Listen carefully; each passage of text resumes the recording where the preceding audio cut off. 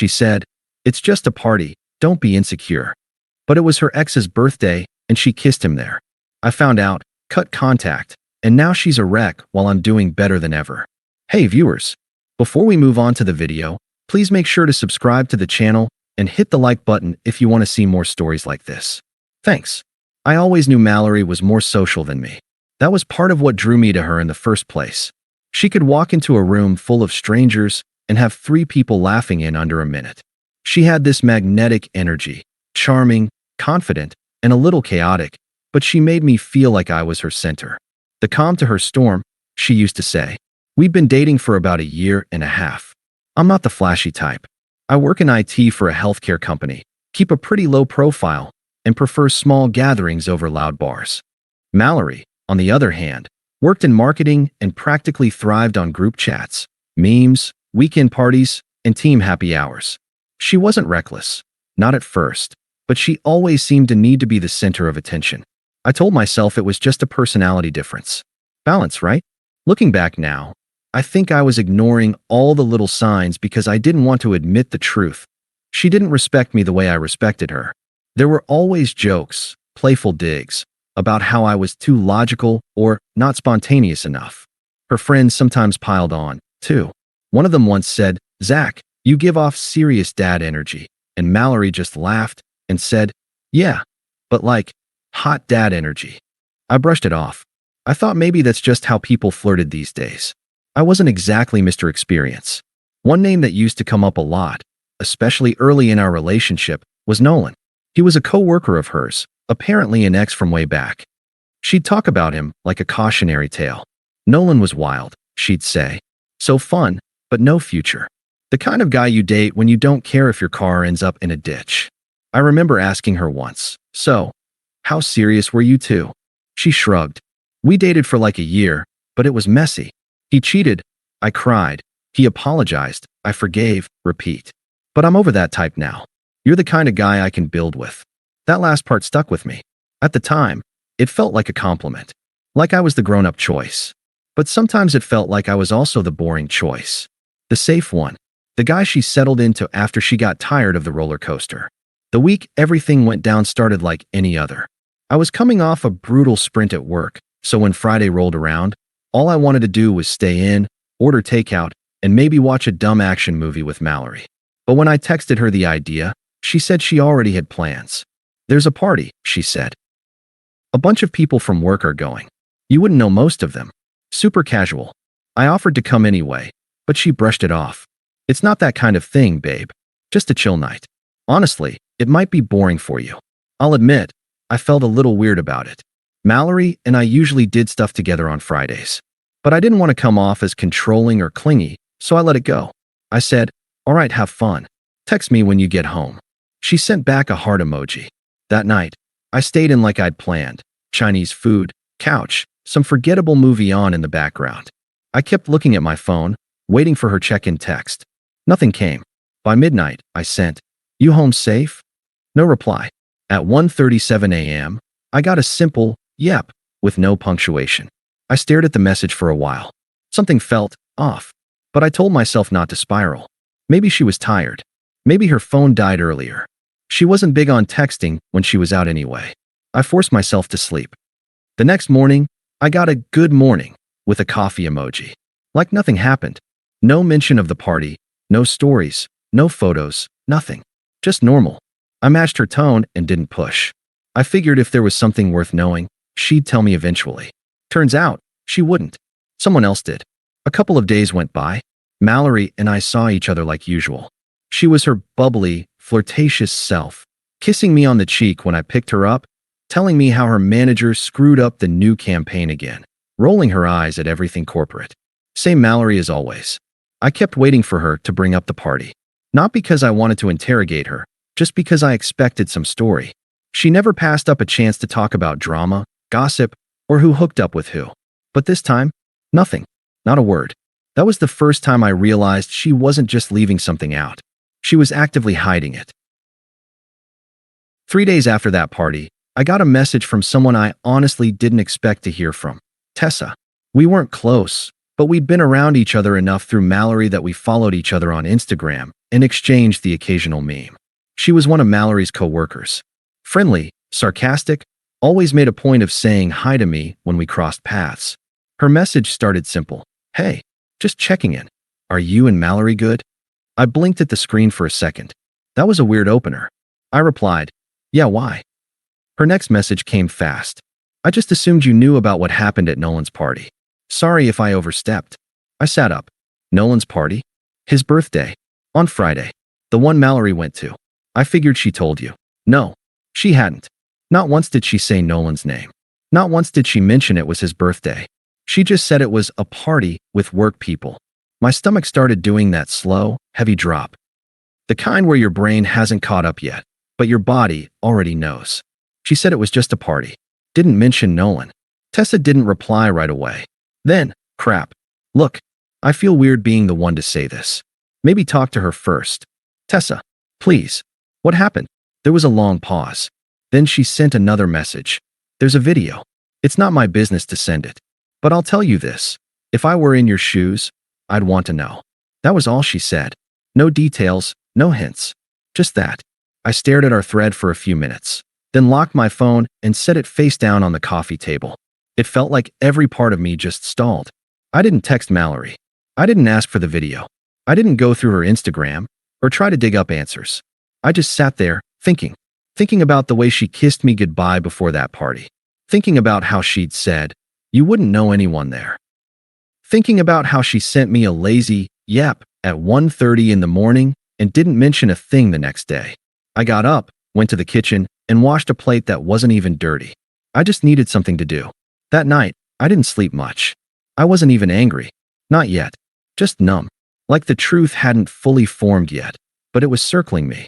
I kept replaying old memories. How I'd taken time off work to help her move into her new apartment. How I sat through hours of brainstorming her pitch decks when her manager flaked. How I cooked for her after she had a rough day and she said, I don't know what I'd do without you. Turns out, she didn't really need to figure that out. Nolan was still in the picture the whole time. The next morning, my phone buzzed. It was Tessa again. I'm sorry. I don't want to be in the middle of this, but I talked to a couple people who were there. I think you really should see the video. I didn't respond. 5 minutes later, the video came through anyway. It was short, no more than 10 seconds. Mallory was standing near the kitchen in someone's apartment, a red Solo cup in one hand, laughing with a group of people. Nolan stepped into the frame. He said something to her. I couldn't hear over the music, and she tilted her head, smirking. Then he kissed her, and she kissed him back. Not a shy, quick kiss. Not a peck. It was the kind of kiss that makes people glance away out of secondhand embarrassment. Her hand went to his shoulder. His hand was on her waist. Someone off camera yelled, "Oak away," and people started laughing. Mallory laughed too, but she didn't look drunk. She looked comfortable, like it was normal, like this wasn't the first time. I sat there, holding my phone like it weighed 1,000 pounds. I must have watched it 5 times. Same result every time. I felt cold. Not shaking, not breaking anything. Just cold, like my chest had emptied out completely. I didn't cry. I didn't text her. I didn't even save the video. I just closed it and sat there in silence, trying to figure out when exactly I stopped being her boyfriend and started being her cover story. I knew then I wasn't going to scream or confront her. I didn't want an explanation. I just wanted out. I didn't talk to her for 2 days. Mallory texted me both nights, casually. No mention of anything unusual. Just, work was insane today. You wouldn't believe what Diana said in the meeting, loudly crying face. What should we do this weekend? I was thinking Thai food and a movie. It was surreal. Reading her messages while having that video burned into my brain. Like I was watching a person perform a version of herself that didn't even exist anymore. But I didn't respond. I needed time to get out of the fog and decide how I wanted to handle it. I wasn't going to scream at her. I wasn't going to beg for answers she'd twist into excuses. I didn't want drama. I wanted clarity. Distance. Finality. So I invited her over. She came to my place on a Thursday evening, dressed like she always did when she wanted to look effortlessly hot. Tight jeans, oversized flannel, no makeup, but somehow still glowing. She greeted me with a kiss, but I turned my head slightly, so it landed on my cheek. She didn't say anything about that, just laughed lightly and said, Missed you. We sat down to eat. I'd made pasta. I didn't say much. She filled the silence with chatter, some story about her boss being a corporate tyrant, a meme her friend sent her, how she was thinking about dyeing her hair again. After dinner, I started washing dishes while she scrolled through her phone on the couch. Then I asked, without looking at her, "So, how was that party last weekend?" There was a beat of silence before she answered. "Oh, it was fun. Chill. Just some drinks and music." "What?" I dried a plate, then turned around and met her eyes. "Whose party was it?" She blinked. Just some work people. You wouldn't know him.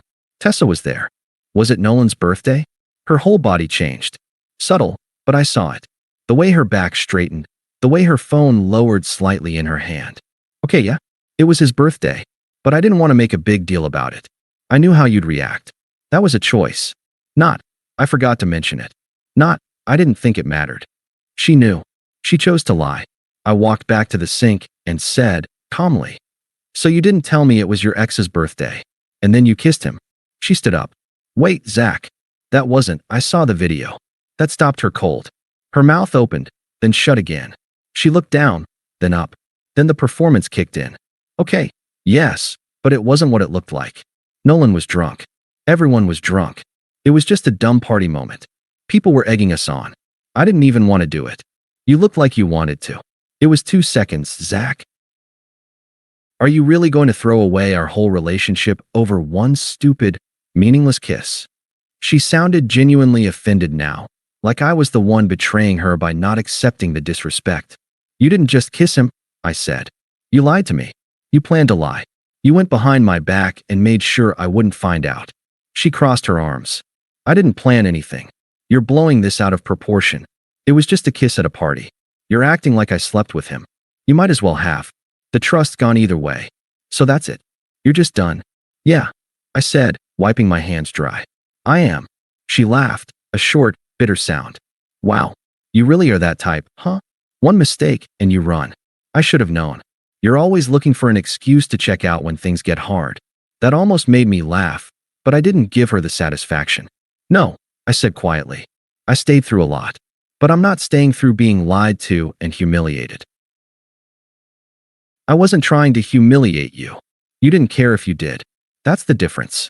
She stared at me for a long moment, waiting for me to crack, to ask for some explanation that would make it okay. But I didn't say another word. Eventually, she picked up her purse, scoffed, and said, "Fine. If you're going to be like this, maybe you're not the guy I thought you were." And with that, she walked out. No dramatic slamming door. No screaming. Just a quiet exit. The second the door closed, I exhaled for the first time in what felt like days. I didn't feel powerful. I didn't feel vindicated. I felt clean, like a weight had finally slid off my chest. I never replied to her texts again. The next morning, I blocked her number. I didn't send a goodbye text. I didn't tell her we were done. I didn't warn her. I just quietly erased the bridge and kept walking. That silence I felt after she left, I didn't want to break it. It was the first time in weeks I felt like I could actually breathe. By noon, I had unfollowed her on everything, deleted every picture, tossed out the sweater she left at my place. It all felt methodical, like cleaning up after a storm. I thought I'd feel broken. I thought I'd sit in bed for days questioning myself. But the reality was simpler. I didn't feel much of anything at all. That weekend, I went for a long hike alone. No service, no distractions. Just miles of dirt trails, birds, and space. And it hit me out there. How many times I had shrunk myself in this relationship. How many little moments I had brushed off because I didn't want to be too sensitive or jealous. I remembered her texting at dinner, then laughing and saying, "Relax, it's just Nolan. He still thinks we're friends or something." I remembered the night she showed me an Instagram story from one of her coworkers, where Nolan had made some dumb joke about their past, and she rolled her eyes and said, "He's so ridiculous, but harmless." Every time I brought up how it made me uncomfortable, she made me feel like I was being paranoid. We dated, like, forever ago. Why are you so hung up on it? And like an idiot, I believed her. A few days later, I got a message request on Instagram.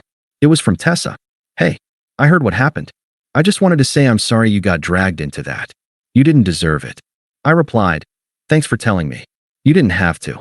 I did though. I felt sick pretending I didn't know. For what it's worth, a lot of people thought what she did was trashy. Nolan's already bragging about it like he won something.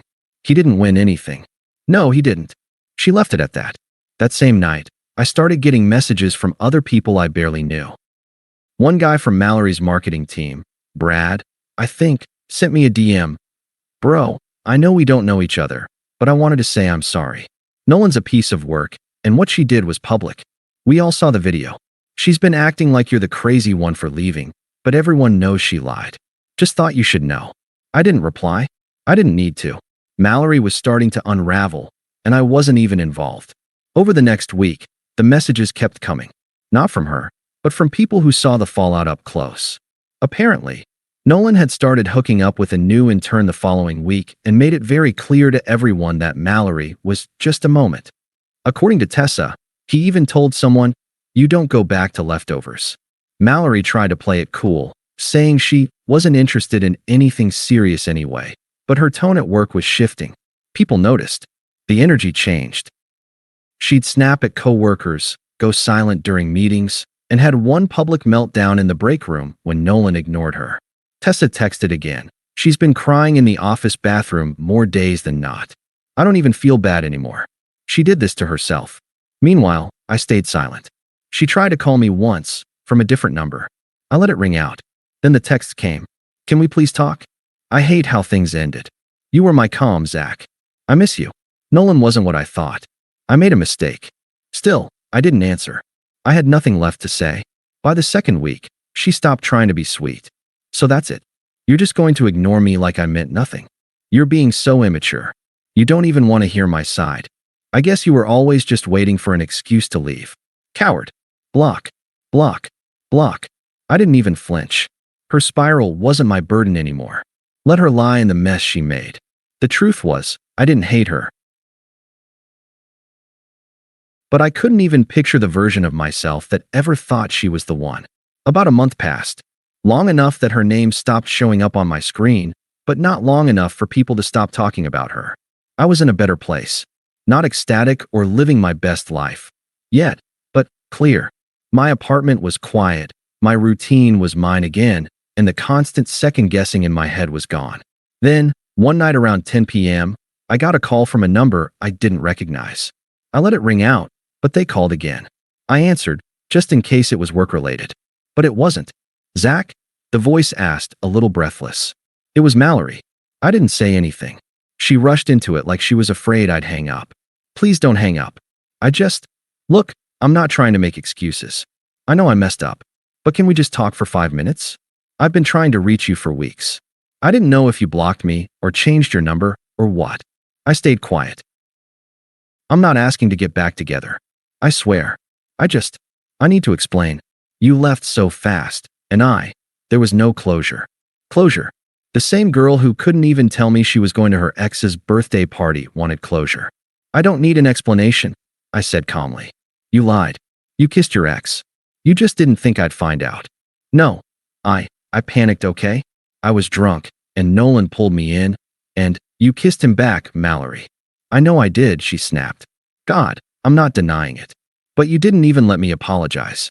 You just went silent like I was some stranger. You became one. She went quiet for a second. Then, soft.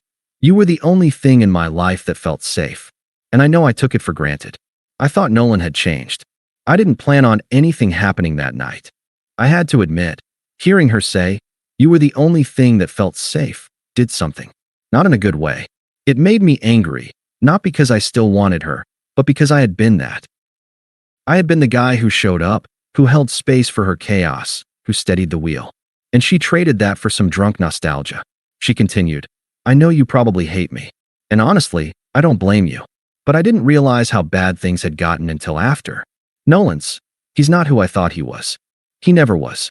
You just liked the chaos more than you liked being respected. That one landed. I could hear her swallow. I've been trying to fix things. Everyone at work is acting like I'm radioactive. Tessa won't even look at me. Nolan won't talk to me. And you're just gone. I was gone the moment you decided I didn't deserve honesty. She didn't say anything. I'm not trying to guilt you, she finally said. I needed to hear your voice. Well, I said, now you have. And I hung up. I didn't feel triumphant. I didn't fist pump or shout some final line like in a movie. I just put the phone down and took a deep breath. It felt like the final nail in a coffin I didn't even want to build, but had to. After that, she tried one more time. This time it was through a mutual friend, Lena, someone we used to double date with. She texted me a long paragraph about how Mallory's not okay, and how she knows she messed up, and that it wouldn't kill me to meet up and let her apologize properly. I replied, "It's not about punishment. I just don't want her in my life." Lena read the message and didn't respond. I was fine with that. A few days later, Tessa texted me out of nowhere. "Saw Mallory cry in her car after work today. Not that you asked, but yeah, karma's doing its thing." I didn't reply. Not because I didn't care. Because I did. Just not about her anymore. Thanks for watching. Make sure to subscribe to the channel and hit the like button. What do you think about this story? Share it in the comments.